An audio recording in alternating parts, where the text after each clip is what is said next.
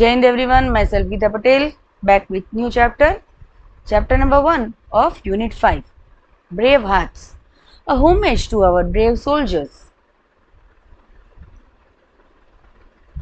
House number Jayanagar, Bengaluru, 14th April 2000. Dear Ananda, hope you all are doing well. यहाँ पे एक letter लिखा जा रहा है और यहाँ पे बात हो रही है starting. Hope you all are doing well, आप सब अच्छे मजे में हो. Do you remember our last conversation about war and the importance of peace? क्या आपको याद है हमने जो लास्ट बात की थी वो किसके बारे में थी? वॉर के बारे में थी और शांति की कितनी इम्पोर्टेंस कितना है.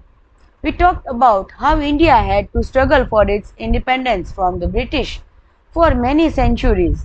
हमने बात की थी कि हमारे भारत को आज़ादी के लिए कितना लड़ाई लड़नी पड़ी थी ब्रिटिशों के साथ और बहुत सालों के लिए भी लड़ाई लड़नी पड़ी थी.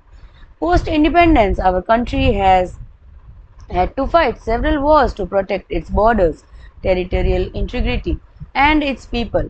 This made me wonder, who were these brave Indian people? ये हम जो बात करने वाले हैं अभी आगे वो पोस्ट इंडिपेंडेंस की बात है और हमारे बॉर्डर्स को कैसे प्रोटेक्ट करते हैं लड़ाई झगड़े से, और टेरिटरीज मतलब छोटी छोटी जो स्टेट होते हैं, डिस्ट्रिक्ट्स होते हैं, और उनके लोगों को कैसे बचाते हैं. दिस मेड मी वंडर, ये मुझे बहुत ही सोचने पे मजबूर कर रही है कि हमारे इंडियंस कितने ब्रेव थे. They fought to protect our country and sacrificed their lives so that we could lead our lives in peace. उन्होंने अपनी जान की बाजी लड़ा के हम लोग शांति से रह सके, ऐसा हमारे लिए रास्ता कर दिया. What were their names? क्या थे उनके नाम? Where did they come from? वो कहाँ से आए थे? Does anyone remember anything about them? क्या कोई उनके बारे में याद भी रखा है? Territorial integrity मतलब safeguarding nation's border, हमारी बॉर्डर्स की रक्षा करने वाले. Last week, I got the answers to some of my questions during an educational trip to New Delhi, organized by our school. Last week, मैं जब हमारी ट्रिप में गया था न्यू दिल्ली, तभी मेरे कुछ प्रश्नों के जवाब मुझे मिले थे वो ट्रिप के दौरान.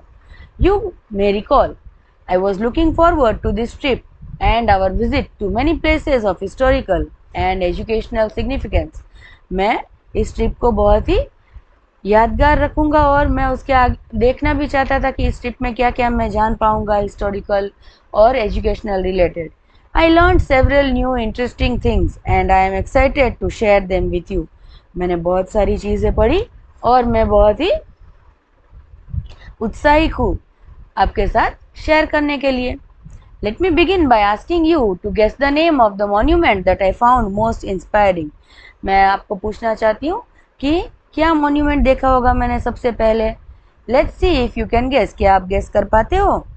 The construction of this monument started in April 2018 and was completed in February 2019. ये मॉन्यूमेंट बनने की शुरुआत कब हुई थी? अप्रैल 2018 में हुई थी और कब कंप्लीट हुई थी? फरवरी 2019 में. It was envisioned and then inaugurated by India's Prime Minister Shri Narendra Modi in February 2019. इसका उद्घाटन कब हुआ था? फरवरी 2019 में हुआ था और किसने किया था? नरेंद्र मोदी जी ने किया था. In terms of location and size, it is spread over 40 acres of land near the iconic India Gate. अगर ये साइज के बारे में बात करें तो ये 40 एकर्स लैंड में फैला हुआ है गेटवे ऑफ इंडिया के पास. But more importantly, it is a tribute to some of the bravest Indians. I am sure you have guessed. It's the National War Memorial. Won't you say a long desired aspiration was fulfilled? यहाँ पे जो जगह है उसका नाम क्या है? National war memorial.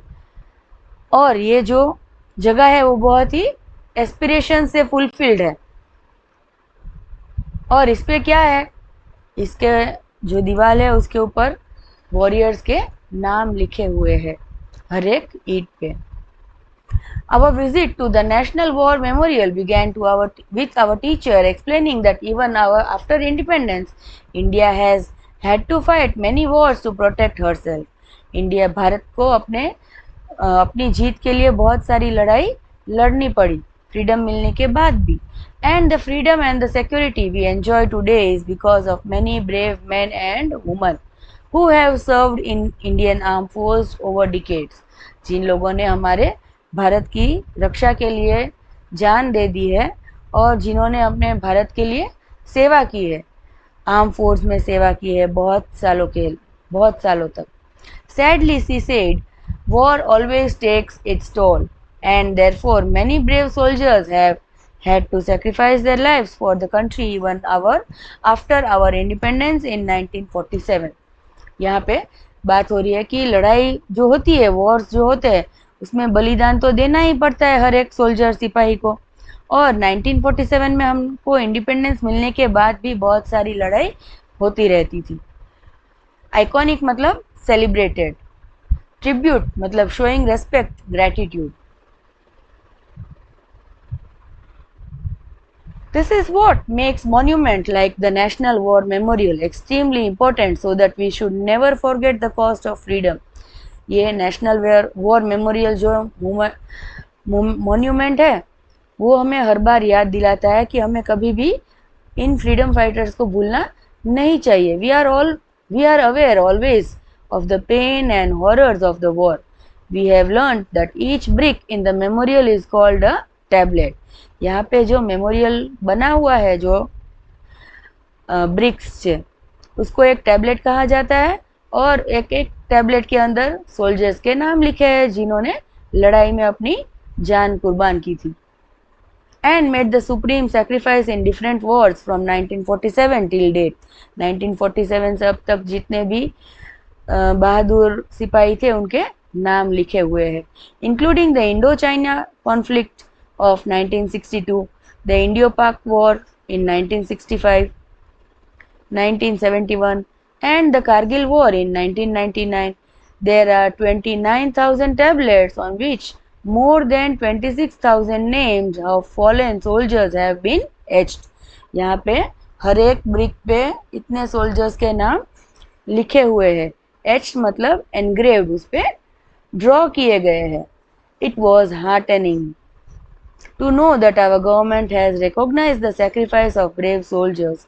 Our teacher told us about the 21 brave hearts who were awarded the Paramveer Chakra, PVC, India's highest wartime gallantry medal for their service to the nation.